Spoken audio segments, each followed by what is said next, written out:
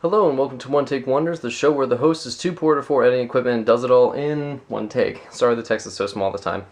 So, continuing our genre hunting series, before we really dive into the real meat of a video game, we wanted to go into, well, at least today's topic will be the FPS genre. So, I have with me in my hands here the official Google definition of an FPS, because it actually worked this time. So, an FPS, a first-person shooter, or FPS, is a genre of action video game that is played from the point of view of the protagonist.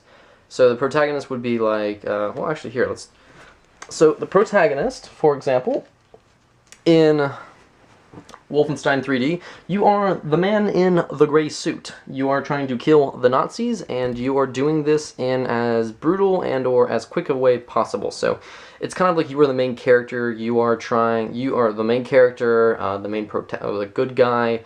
You know, the person that you play the most of. So, like, for example, another one. We have Duke Nukem. So in Duke Nukem's place, you are Duke. You are the guy ripping heads off and shitting down monsters' throats. You are the guy trying to kill all the aliens because that's your job, I guess.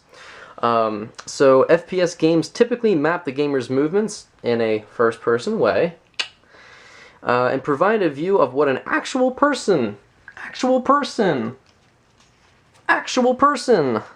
would see and do in the game. Now, to be fair, I'm not Duke Nukem, so I wouldn't probably survive an alien apocalypse, but if I was the Duke, that's kind of what I would do. So, FPS games, it's a way to help kind of have fun, really enjoy just kind of venting. So, jumping into, like, what an FPS is. What does the first-person shooter do? Now, to be fair, I am not a first-person shooter guru. I grew up as a Blizz kid. I grew up on StarCraft and Warcraft, so I've always seen them, at least in this way, I've always seen it as, like, a way for people to vent. So, like, say Old Man McGucket is just running around and just giving you basically a reason to start, a nuclear war. You're just like, I'm done, I'm sick of everything, I need to go out and just stomp some puppies or, attack old women.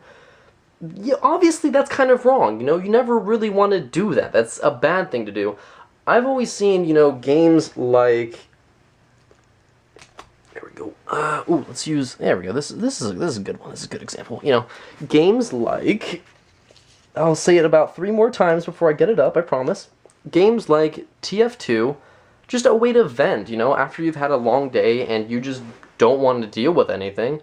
This is the kind of game for you. It's where you get to just run around, shoot, melee, kill, stab, beat, whatever. Just a bunch of pixels. You get to get out that rage, that anger that could be, put into something negative. It's not really somewhere positive, but it's better than, like, taking it out on a wall or another actual human being or something valuable. You're just shooting and stabbing a bunch of things that aren't real. So I've always kind of seen it like that. Now, obviously, how did the FPS scene come to exist? In my opinion, at least, again, growing up as a Blizz kid, I've always seen it as, like, after StarCraft came to life, after this idea that you could control large armies, someone got the really good idea of, like, hey, what if instead of issuing the orders, we were the guy following the orders? So, like, for example, whipping out the examples today. Gonna get me a motherfucking example chart. So, for example, I mean, if you really want to think about it, the Master Chef is really just a guy following orders. He is a incredible warrior, don't get me wrong. He's amazing. But he's only one guy. He is a first-person shooter. He is not issuing commands. He's taking commands and going out and killing as many Covenant as he can. So, and actually this one, oh god, what is the mission? It is Halo 3. I think it's Floodgate. It's the one where you get to run around and just kill Flood on, like, Legendary. That used to be my way of venting. I would go into this mission, put it on Legendary, and I would spend the entire mission just headshotting the Flood in the little spore spot.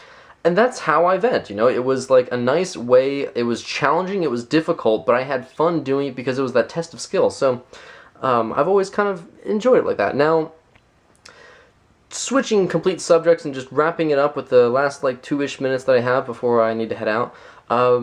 This is something that you might want to actually look into. It's the PC versus console FPS, because you have games on the, you have games like TF2 and games like CSGO or CS Source that are solely on the computer.